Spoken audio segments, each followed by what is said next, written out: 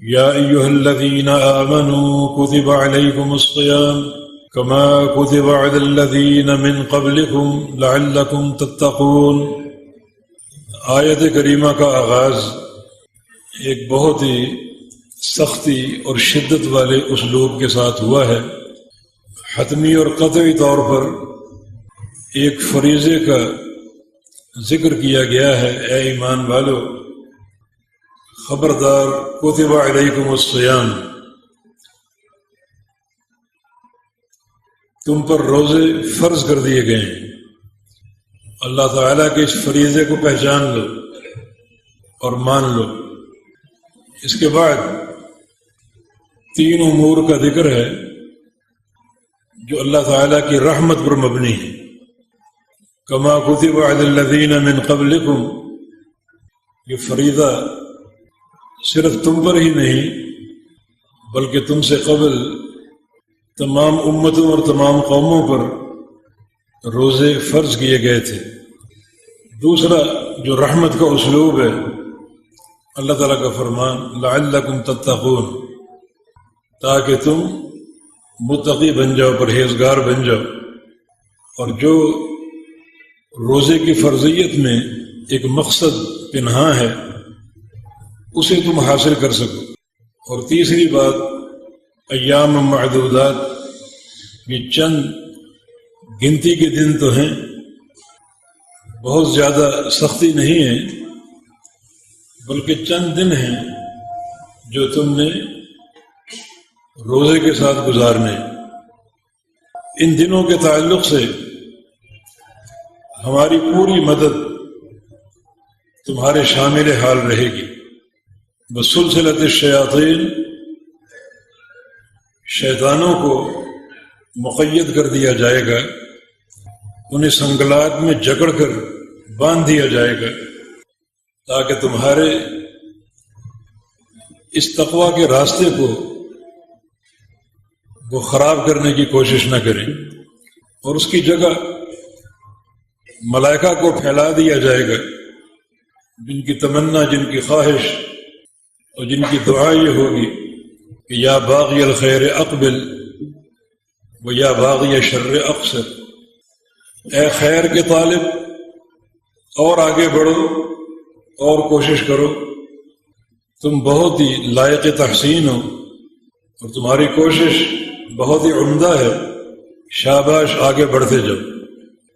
و یا باغی شر اقصر، اور اے شر کے طالب اب تو بات آ جاؤ، اب تو شرم و حیا کے دامن کو تھام لو، کیونکہ اس مہینے کی خیر و برکت سے محروم ہونے والا ہر خیر و برکت سے محروم۔ فتحت ابواب الجنہ، جنت کے دروازے کھول دیے جاتے ہیں، وغلقت ابواب النار، اور جہنم کے دروازے بند کر دیے جاتے ہیں۔ یہ بھی ایک ترغیب کا پہلو ہے، تاکہ اور عبادت کا شوق پیدا ہو کہ جنت پوری طرح کھلی ہوئی ہے اور جہنم بالکل بند ہے۔ یہ سوچ بھی انسان کے اندر عمل کا شوق پیدا کرتی ہے۔ تو اللہ رب العزت نے اس آیت کریمہ میں روزے کی فرضیت، حتمیت اور قطعیت کو ذکر کرنے کے بعد اپنے بندوں پر پیار، شفقت اور محبت کو اسلوب کھول دیا، جس کی سب سے بڑی حقیقت لعلکم تتقون ہے، کہ تم اس عمل کے ذریعے تقوی کمانے میں کامیاب ہو جاؤ گے، متقی اور پرہیزگار بن جاؤ گے۔ یہ ماہ مبارک تمہیں عطا کیا گیا ہے تمہیں متقی بنانے کے لیے۔ یہ تقوی جو ہے یہ وقایہ سے ماخوذ ہے، جس میں بچاؤ کا معنی ہے، تمہیں بچانے کے لیے، موت کے بعد عذاب قبر سے بچانے کے لیے، یوم الحشر کی سختیوں سے بچانے کے لیے، پل صراط کی تکلیفوں اور ناکامیوں سے بچانے کے لیے، جہنم کے عذاب سے بچانے کے لیے، لعلکم تتقون، تاکہ تم بچ سکو۔ ہاں، اس کے لیے تمہیں دنیا میں بچاؤ کا پہلو اپنانا پڑے گا، شرک سے بچنا پڑے گا اور توحید کو اپنانا پڑے گا، بدعت سے بچنا پڑے گا اور پوری طرح سنت کا رنگ اپنے اوپر قائم کرنا پڑے گا۔ ایسے ہر کام سے بچنا پڑے گا جو اللہ تعالیٰ اور اس کے رسول صلی اللہ علیہ وسلم کی معصیت اور نافرمانی پر قائم ہے۔ اس معنی میں نبی علیہ السلام کی حدیث بھی ہے، الصیام جنۃ کجنۃ احدکم من القتال، روزہ ایک ڈھال ہے، جیسے میدان جہاد میں آپ کے ہاتھ میں ڈھال ہوتی ہے اپنے آپ کو بچانے کے لیے دشمن کے وار سے، اسی طرح جو دنیا میں شیطان کے وار ہیں ان سے بچاؤ حاصل کرنے کے لیے یہ ڈھال تم سب کے ہاتھوں میں تھما دی گئی ہے تاکہ تم شیطان کے چوکوں سے بچ سکو، جو اس کے وار ہیں ان سے بچاؤ حاصل کر سکو، اور تاکہ تم پوری طرح ایک تحفظ اور عافیت کی فضا میں آ سکو، لعلکم تتقون، تاکہ تم متقی بن جاؤ۔ کچھ بچاؤ تم نے دنیا میں اختیار کرنے ہیں اور نتیجے کے طور پہ اللہ رب العزت تمہیں اگلے جہاں کے سفر میں بچاؤ ہی بچاؤ عطا فرما دے گا جو تمہاری عافیت کا سامان بنے گا۔ تقویٰ کے لیے ہی ہر قسم کے خیر و برکت ہے، والعاقبۃ للتقویٰ، ہر کام کے انجام کی بہتری تقویٰ پر قائم ہے۔ جو بھی کام آپ کرنا چاہیں اس کی کامیابی اور اس کا اچھا انجام تقویٰ ہی پر قائم ہے۔ متقی کیسے بننا ہے؟ ایک مقام ہم پڑھتے ہیں جس میں حصول تقویٰ کے اسباب مذکور ہیں، وسارعوا الى مغفرة من ربكم وجنة عرضها السماوات والارض اعدت للمتقین، لپکو اور دوڑو اپنے رب کی مغفرت کی طرف، اپنے گناہوں کو بخشوانے کی طرف، اور ایسی جنت کی طرف جس کا عرض، جس کی چوڑائی زمین و آسمان کے برابر ہے، جو تیار کی گئی ہے متقین کے لیے، اعدت للمتقین، جو متقین کے لیے تیار کی گئی ہے۔ یہ تقویٰ کی برکت اور تقویٰ کا فائدہ، یہ عظیم و شان نعمت متقین ہی کا اثاثہ ہے۔ متقین کون ہیں؟ الذین ينفقون فی السراء والضراء، جو اللہ کی راہ میں مال خرچ کرتے ہیں، آسانی ہو یا تنگی ہو، مشکل ہو یا راحت ہو، آسودگی ہو یا تنگی یا عیش ہو، اللہ کی راہ میں خرچ کرتے رہتے ہیں، کم ہو زیادہ ہو۔ اصل چیز خرچ کرنے والے کا اخلاص ہے، اور یہ تقویٰ کی پہچان کی ایک علامت،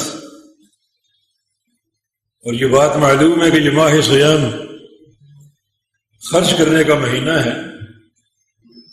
پیارے پیغمبر محمد رسول اللہ صلی اللہ علیہ وسلم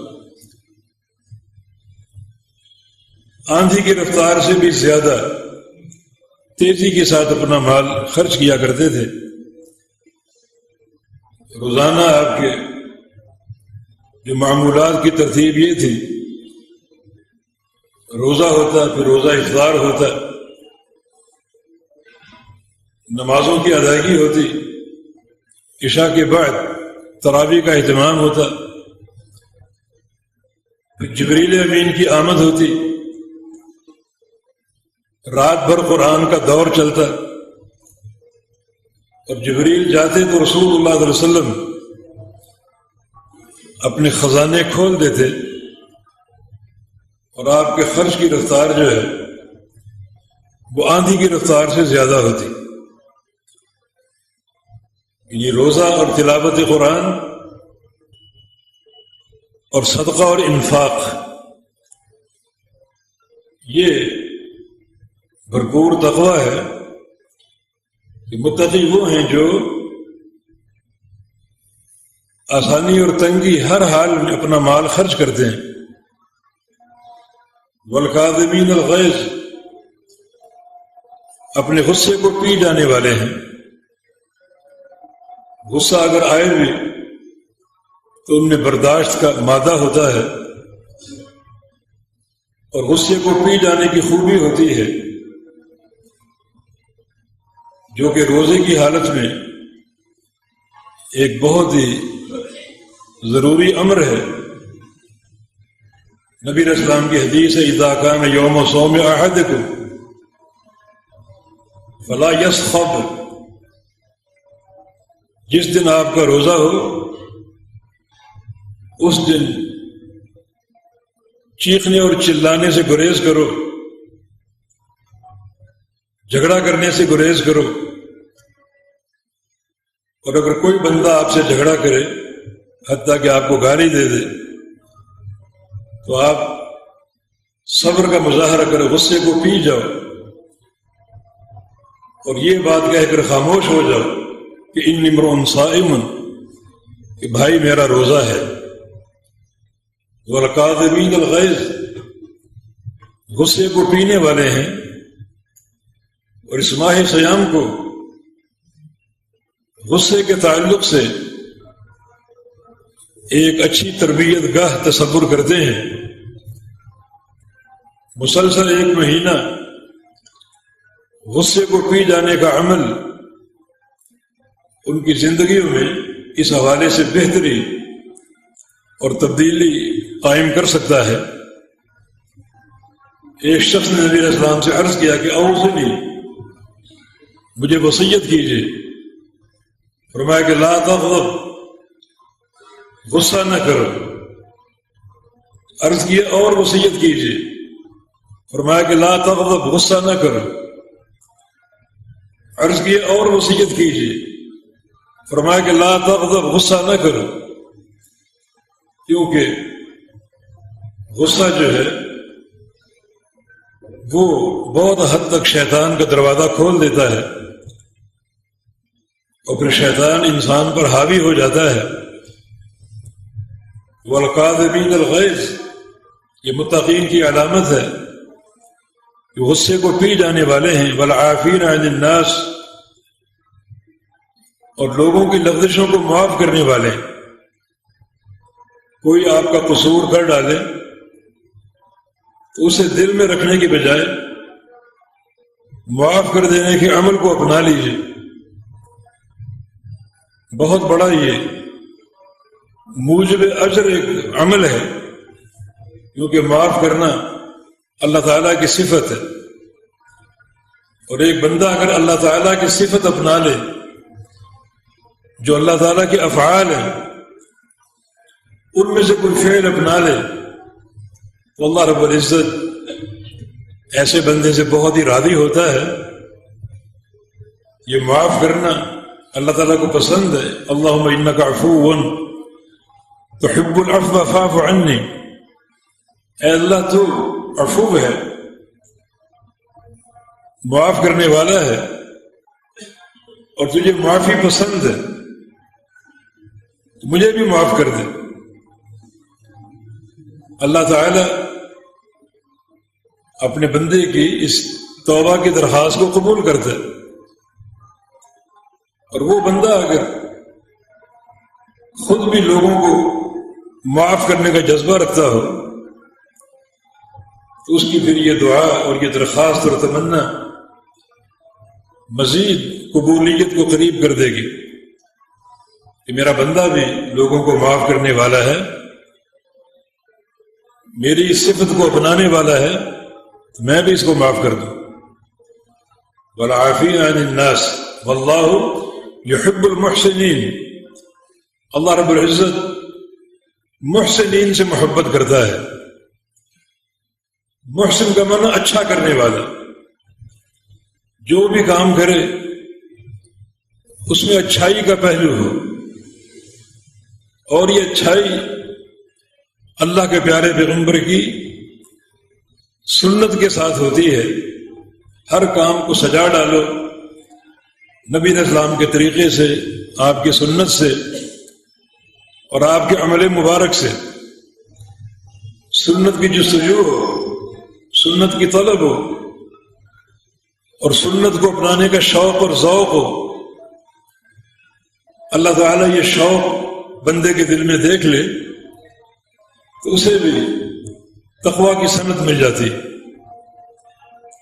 اور فرمایا کہ والذین اذا فعلوا فاحشة او ظلموا انفسهم ذکروا اللہ فاستغفروا لذنوبهم، وہ بھی متقی ہیں کہ جب ان سے کوئی زیادتی ہو جائے یا کوئی معصیت سرزد ہو جائے، کوئی گناہ کر بیٹھے تو ذکر اللہ، فوراً اللہ تعالیٰ کو یاد کرتے ہیں، فاستغفروا لذنوبهم، اور فوراً اپنے گناہوں سے معافی مانگتے اور توبہ کر لیتے۔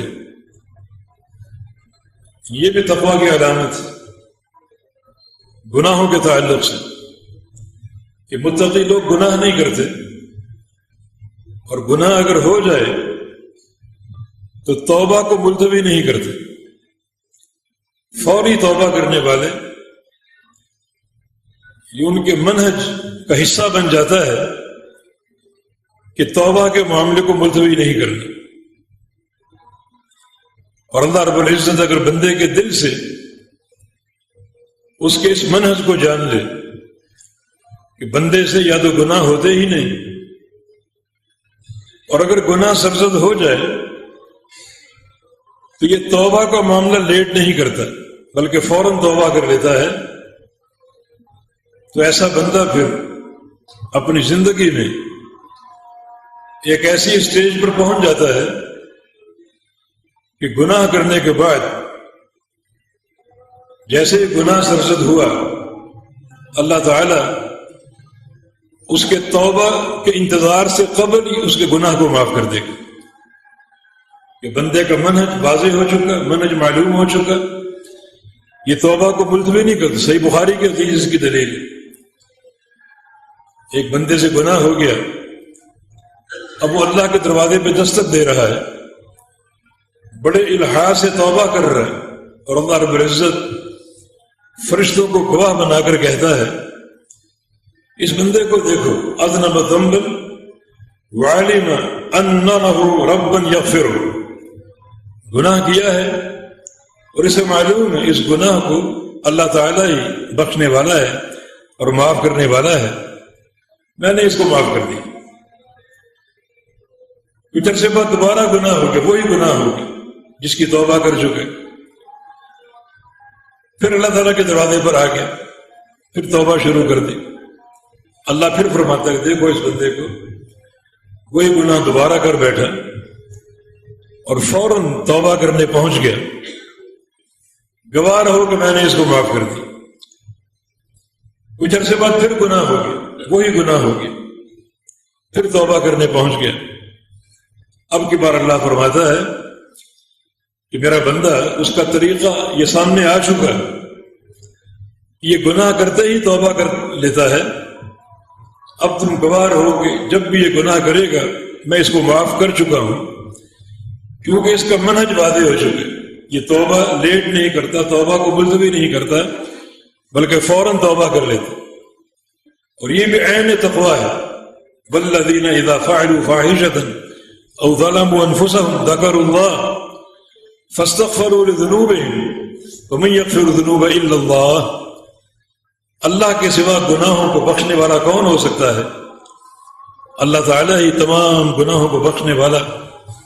قل یا عبادی الذین اسرفوا علی انفسهم لا تقنطوا من رحمت اللہ ان اللہ یغفر الذنوب جمیعا، میرے ان بندوں سے کہہ دو جو اپنے نفسوں پر ظلم و زیادتی کر بیٹھے گناہوں کی کثرت کے ذریعے، اللہ کی رحمت سے مایوس نہیں ہونا، بے شک اللہ رب العزت تمام گناہوں کو بخشنے والا ہے، اور اللہ بڑا غفور الرحیم ہے۔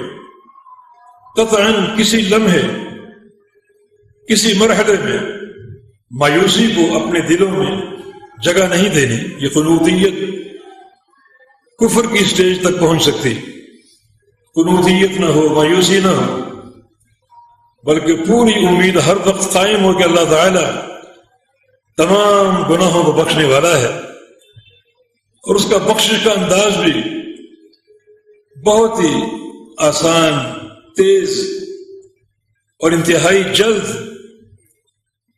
بندے میں اگر اخلاص کی جھلک ہو توبہ کرتے ہوئے تو اللہ تعالی اس سے فوراً صلح کر لیتا ہے اور فوراً اس سے راضی ہو جاتا ہے۔ جب نہ آدم لو بلغت ذنوبک عنان السماء ثم استغفرتنی لاغفرن لک علی ما کان منک ولا ابالی، آدم کے بیٹے تیرے گناہ اگر آسمانوں کو چھونے لگے اور تو مجھ سے سچے دل سے استغفار کر لے، استغفار کی سچائی تیرے دل میں موجود ہو، مخلصانہ استغفار ہو، چاہے وہ گناہ آسمانوں کو چھو رہے ہوں، میں ایک ہی بار کے استغفار سے تمام گناہوں کو معاف کر دوں گا،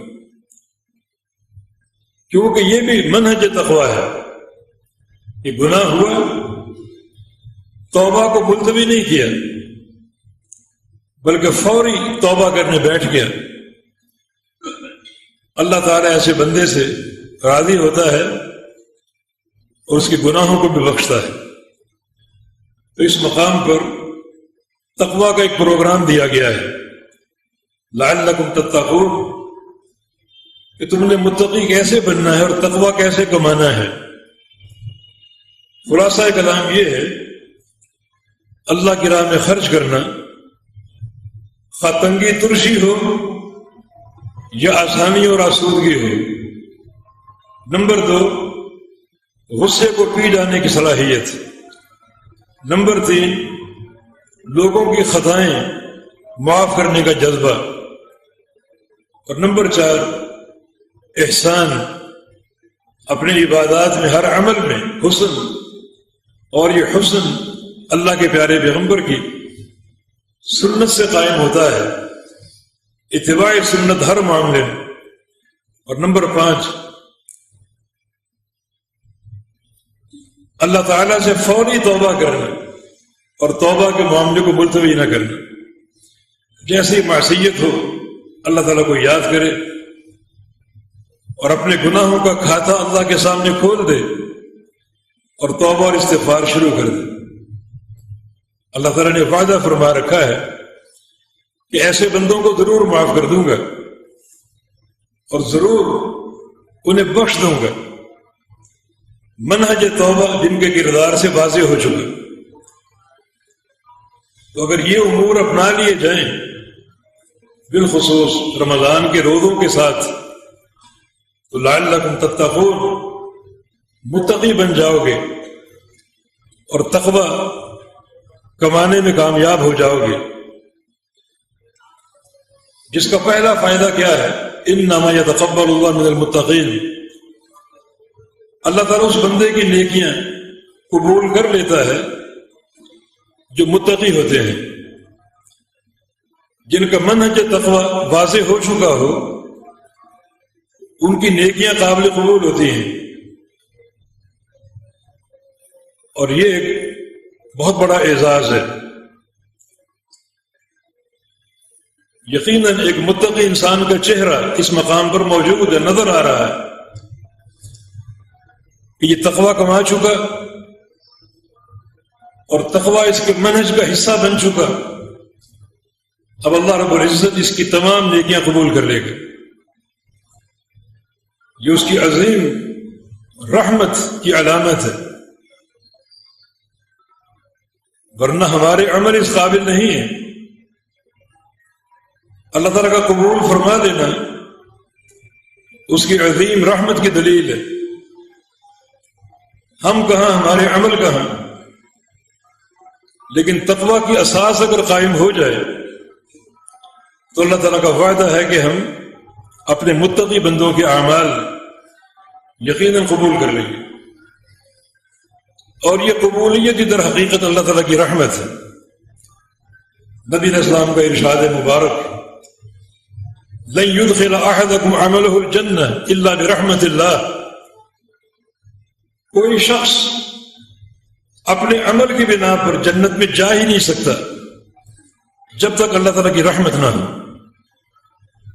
اس رحمت کے آثار کیا ہیں؟ عمل کی قبولیت۔ تمہارے عمل اس قابل نہیں ہے، لیکن اگر تقوی کی اساس موجود ہے تو اللہ تعالی عمل قبول کر لیتا ہے، اور یہ اس کی عظیم رحمت کی نشانی ہے۔ تو اگر ہم اس رمضان کے اس مہینے میں تقوی کمانے میں کامیاب ہو جائیں، متقی بننے میں کامیاب ہو جائیں، تو یہاں ہماری تصویر موجود ہے کہ انما یتقبل اللہ من المتقین، اللہ رب العزت متقی انسانوں کی نیکیاں قبول کر لیتے ہیں، اور یہ قبول کرنا اس کی رحمت ہے، اور اس کی رحمت جنت کے داخلے کی بنیاد ہے۔ تو اپنا چہرہ قرآن میں تلاش کرو، کہاں نظر آتا ہے؟ فیہ ذکرکم، اس قرآن میں ہر بندے کی تصویر موجود ہے، ہر بندے کا چہرہ اس قرآن میں موجود ہے۔ ورق پلٹو اور اپنے آپ کو تلاش کرو۔ تقوی کما لیا گیا کیونکہ متقی انسان کی نیکیاں ہی قابل قبول ہوتی ہیں، اور اگر تقوی موجود نہیں ہے تو اعمال کی قبولیت ممکن نہیں ہے۔ تو ان سارے امور کو اختیار کر کے، محنت کر کے تقوی کما لیا گیا کہ نیکیاں قابل قبول ہو جائیں۔ متقی انسان کیا کمال کا اس کا حشر ہوگا، ورنہ لوگوں کا حشر بہت ہی مشکل معاملہ ہے، بہت ہی سنگین معاملہ ہے۔ یہ حدیث آپ سنتے رہتے ہیں کہ حشر کا منظر جب فرشتے دیکھیں گے تو کہیں گے کہ ما عبدناک حق عبادتک، اے اللہ ہم تیری عبادت کا حق ادا نہیں کر سکے۔ جب فرشتے قیامت کا چہرہ دیکھیں گے اور حشر کا منظر دیکھیں گے، کائنات کی ٹوٹ پھوٹ دیکھیں گے، سورج چاند ستاروں کا بے نور ہونا دیکھیں گے، بڑے بڑے پہاڑوں کا روئی کے گالوں کی طرح اڑتے ہوئے دیکھیں گے۔ یہ حشر ہے، لوگوں کا حشر دیکھیں گے، میدان محشر کی طرف جانا دیکھیں گے تو ان کی زبانوں پر یہ الفاظ ہوں گے، حالانکہ صدیوں اللہ کی عبادت کر چکے، جہاں کبھی نافرمانی کا تصور نہیں ہے، مگر اس محیط صورتحال کو دیکھ کر وہ بھی کہیں گے کہ سبحانک، یا اللہ تو پاک ہے، ما عبدناک حق عبادتک، ہم تیری عبادت کا حق ادا نہیں کر سکے۔ لو ان رجلا یجر علی وجهه من یوم ولد الى یوم یموت حرما فی مرضات اللہ لحقرہ یوم القیامہ، ایک انسان اگر پیدا ہوتے ہی اللہ کی رضا کی خاطر زمین پر چہرے کے بل گھسیٹا جائے، جیسے بلال حبشی کو گھسیٹا گیا اللہ کی راہ میں اس کی رضا کے لیے، اور یہ گھسیٹے جانے کا عمل مرتے دم تک قائم رہے، پیدائش سے موت تک گھسیٹا جائے، اور موت بھی بڑھاپے میں ہو، لحقرہ یوم القیامہ، تو وہ قیامت کے دن اپنے اس عمل کو حقیق جانے گا۔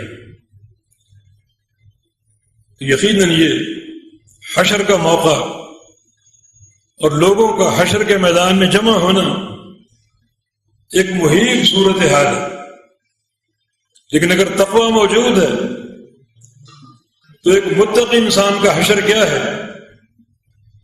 یوم نحشر المتقین الی الرحمن وفدا، جو ہمارے متقین بندے ہیں ان کا حشر اس طرح ہوگا کہ ان کو رحمان کے سامنے وفد کی صورت میں پیش کیا جائے گا۔ وفد شاہی مہمان کو بولتے ہیں، جس کی جمع وفود۔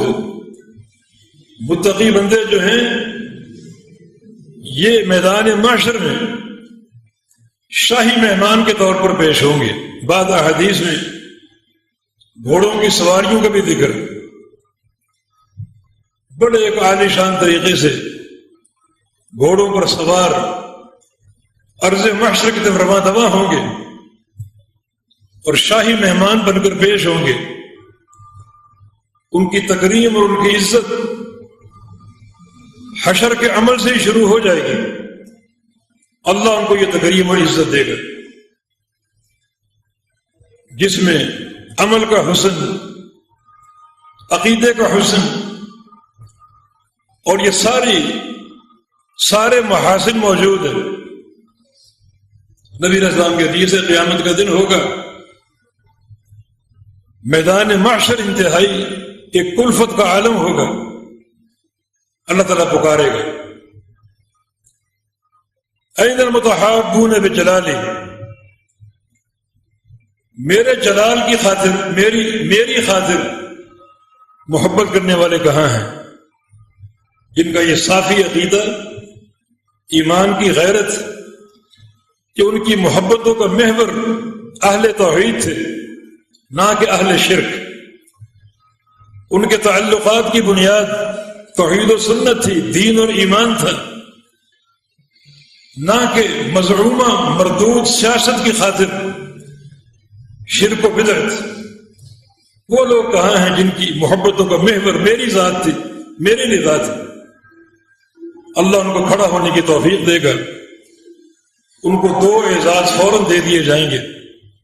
لہم منابر من نور یغبطہم النبیون والصدیقون والشہداء، ان کے لیے نور کے ممبر تیار ہوں گے اور اللہ اپنے قریب ان کو بٹھا دے گا۔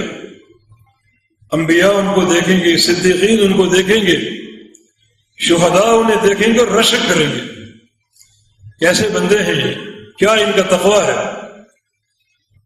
کس طرح انہوں نے صافی اور صحیح اور خالص عقیدہ اپنایا جو کہ تقویٰ کی سر فہرست بنیاد ہے۔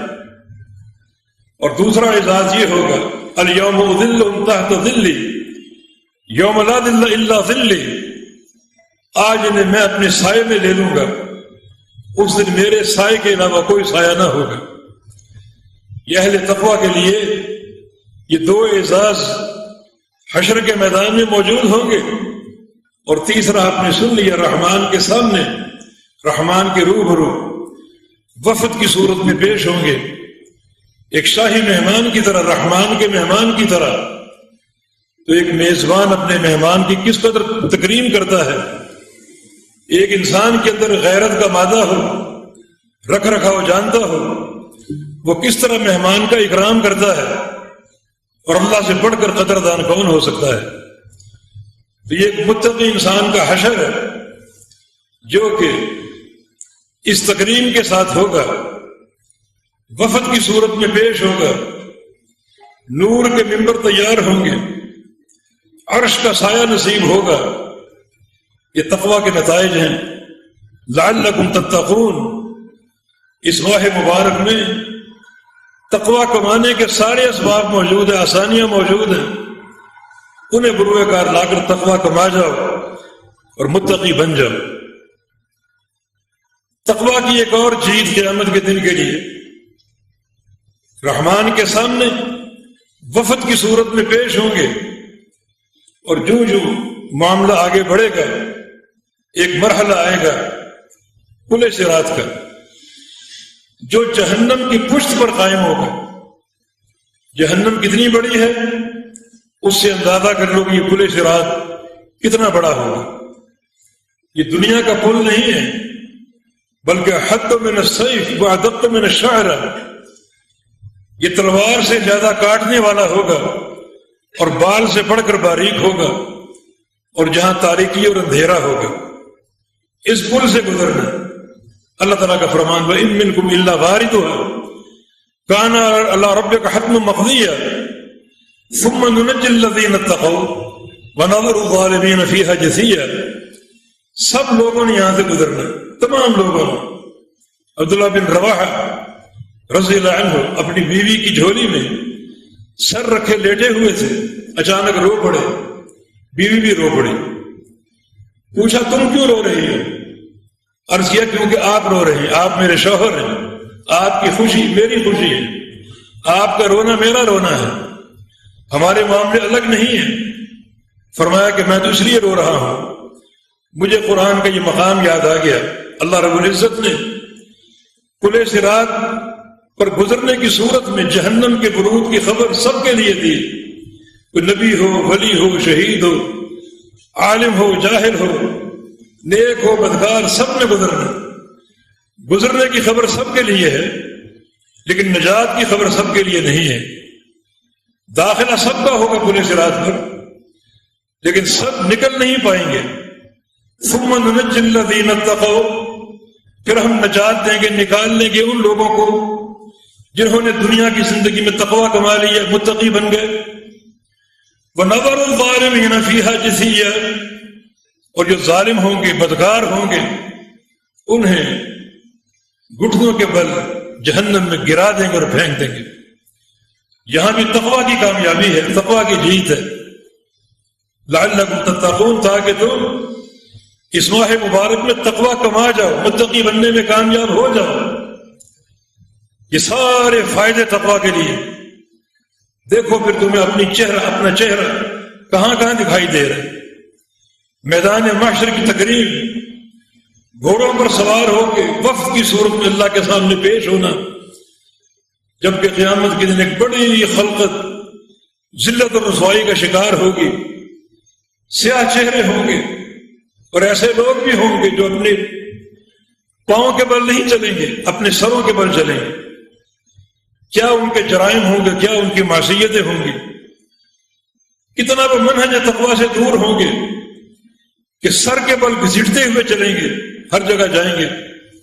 لیکن وہاں ایک متقی انسان کی تکریم ہے، گھوڑے پر سوار شاہی مہمان کے طور پہ اپنے خالق اور مالک کے سامنے کھڑا ہے۔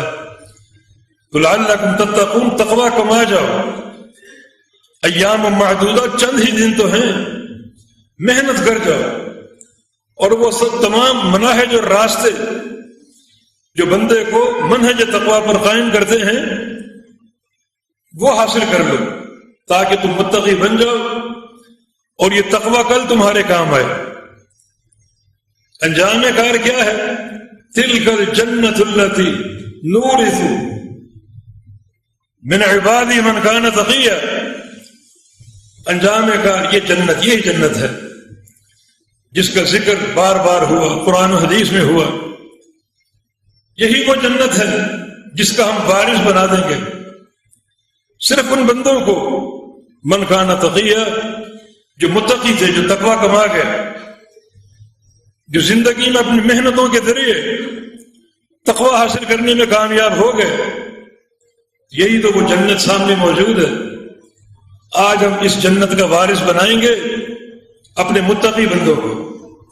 لعلکم تتقون، تو یہ عمل اس لیے تمہیں دیا گیا تاکہ تم متقی بن جاؤ، ان امور کو اپنا کر جو تقوی کے حصول میں معاون ہو سکتے ہیں۔ روزہ اللہ کی رضا کے لیے ہو، یہ فاقہ اور پیاس کا برداشت کرنا اللہ کی راہ میں ہو، ایک راز بنا کر رکھے، مسلسل قرآن پڑھتا رہے، یہ بھی تقوی ہے، عین تقوی ہے۔ راتوں کا احیاء کرے قرآن کی تلاوت کے ساتھ، اور موقع بہ موقع اپنا مال خرچ کرتا رہے. یہ سخاوت کا مہینہ، انفاق کا مہینہ ہے. اور یہ سارے امور جو ہیں یہ تقویٰ کے حصول میں تمہارے لیے معاون ہوں گے. اور تقویٰ حاصل ہو گیا، دنیا بھی بہتر، آخرت بھی بہتر. ومن یتق اللہ یکفر عنہ سیئاتہ ویعظم لہ اجرا. جو تقویٰ اختیار کرنے میں کامیاب ہو گیا اسے دنیا کی یہ نوید اور بشارت سن لینی چاہیے، ہم اس کے سارے گناہ معاف کر دیں گے اور بڑا اجر عطا فرما دیں گے. اللہ اس اجر کو بڑا کہہ رہا ہے. کتنا بڑا وہ اجر ہوگا جس کو اللہ تعالیٰ بڑا قرار دے رہے. تو وہ ذات، بڑی ذات، اللہ اکبر، سب سے بڑی ذات جب اجر دے گا، اجر دینے پر آئے گا تو یقیناً وہ اجر عظیم ہوگا. اور اس اجر کا تعلق بڑا گہرا روزے کے ساتھ بھی ہے. الصوم لی وانا اجزی بہ یدع طعامہ وشرابہ وشہوتہ من اجلی. روزہ میرے لیے، اس کا اجر میں دوں گا. بندہ میرے لیے اپنا کھانا پینا چھوڑتا ہے، اپنے شہوات نفس کو چھوڑتا ہے، تو اس کا اجر میں عطا فرماؤں گا. وَيُعْظِمْ لَهُ أَجْرًا. جو متقی بندے ہیں ان کا اجر بہت بڑا ہے. جس کو اللہ بڑا کہہ رہا ہے وہ کتنا بڑا ہوگا. اللہ جس کو عطا فرمانے کا وعدہ کر رہا ہے اور یہ بتا رہا ہے کہ ملائکہ بھی نہیں جانتے کہ روزے کا اجر کیا ہے، تو کتنا بڑا وہ اجر ہوگا، کتنا بڑا وہ ثواب ہوگا. تو اللہ رب العزت اپنے متقی بندوں کی گناہوں کو معاف کر دے گا اور بڑا اجر عطا فرما دے گا. اور یہ دونوں چیزیں جنت کے داخلے کی تمہید ہیں. گناہوں کی بخشش بھی جنت کے داخلے کی تمہید ہے. گناہ اگر ایک بھی قائم اور موجود ہے جنت کا داخلہ نہیں ملے گا. بخشوانا ضروری ہے اور اجر، تاکہ جنت کے اندر درجات علا حاصل ہو جائیں. گناہوں سے پاک صاف ہو جانا جنت کے داخلے کی تمہید ہے. اور پھر عمل اور عمل کے اجر یہ جنت کے درجات علا کی تمہید ہوں گے. اور وہ انسان قیامت کے دن رفعتوں کی منازل طے کرتا جائے گا. یقیناً یہ تقویٰ کے لیے منت ہے. یا ایھا الذین آمنوا کتب علیکم الصیام کما کتب علی الذین من قبلکم لعلکم تتقون ایام معدودات. اے ایمان والو، خبردار، تم پہ روزے فرض کر دیے گئے. اس کی فرضیت کو جان لو، روزوں کی فرضیت کو پہچان لو. یہ ہمارا حتمی آرڈر ہے، قطعی آرڈر ہے. تم پر یہ فرض کر دیے گئے ہیں، جان لو اور مان لو. اور پھر آگے پیار پر انداز شروع ہو جاتا ہے. کما کتب علی الذین من قبلکم. صرف تم ہی نہیں، تم سے قبل بھی ساری امتوں پر فرض کیے گئے تھے. اللہ تعالیٰ کا یہ فریضہ ہر امت کے لیے تھا. اس بات کی دلیل ہے کہ بڑا اہم فریضہ ہے، ہر قوم کو دیا گیا، ہر امت کو دیا گیا. اس طرح تقویٰ لعلکم تتقون، تاکہ تم متقی بن جاؤ. اور منہج تقویٰ بھی ہر قوم کو دیا گیا. وَلَقَدْ وَصَّيْنَا الَّذِينَ أُوتُوا الْكِتَابَ مِنْ قَبْلِكُمْ وَإِيَّاكُمْ أَنِ اتَّقُوا اللَّهَ. تم سے قبل جس قوم کو ہم نے شریعت دی، کتاب دی، اپنا دین عطا فرمایا، اس قوم کو اور تمہیں بھی ایک ہی وصیت کر رہے ہیں، اتقوا اللہ، تقوی اختیار کر لو، اللہ سے ڈر جاؤ. تو لعلکم تتقون، یہ مقصد صوم ہے. تقوی اگر حاصل ہو گیا اس تھوڑی سی محنت کے سبب سے، یہ سارے فائدے تم سمیٹنے میں کامیاب ہو جاؤ گے. گناہوں کی بخشش، اجر عظیم، محشر کا آسان ہونا، تکریم، نور کے ممبروں پر بٹھائے جانا، رحمان پر وفد کی صورت میں پیش ہونا، پلے صراط سے تیزی سے گزر جانا، اور پھر ساتھ ساتھ جنت کی وراثت جس کا اللہ تعالیٰ نے اہل تقوی سے وعدہ فرمانے کے نور من عبادنا من کان تقیا، ہم جنت کا وارث بنا دیں ان بندوں کو جن کے اندر تقوی اور پرہیزگاری آ گئی، جو تقوی کمانے میں کامیاب ہو گئے. اللہ تعالیٰ سے توفیق کی سزا ہے کہ اللہ رب العزت ان محدود سے ایام کا حق ادا کرنے کی توفیق دے دے. یا اللہ اپنی عبادت کا ذوق و شوق پیدا فرما دے. اخلاص عطا فرما دے، اور وہ تقوی عطا فرما دے جو تیری رضا کا موجب ہے، وہ تقوی عطا فرما دے جو گناہوں کی بخشش کا باعث ہے، وہ تقوی عطا فرما دے جو اعمال صالحہ کی قبولیت کا اصل محرک ہے، اور وہ تقوی عطا فرما دے جس تقوی کے نتیجے میں قیامت کے دن ہم تکریم کے مستحق ہوں، ہم تیرے روبرو وفد کی صورت میں پیش ہوں۔ اقول قولی ھذا واستغفر اللہ لی ولکم وآخر دعوانا ان الحمد للہ رب العالمین۔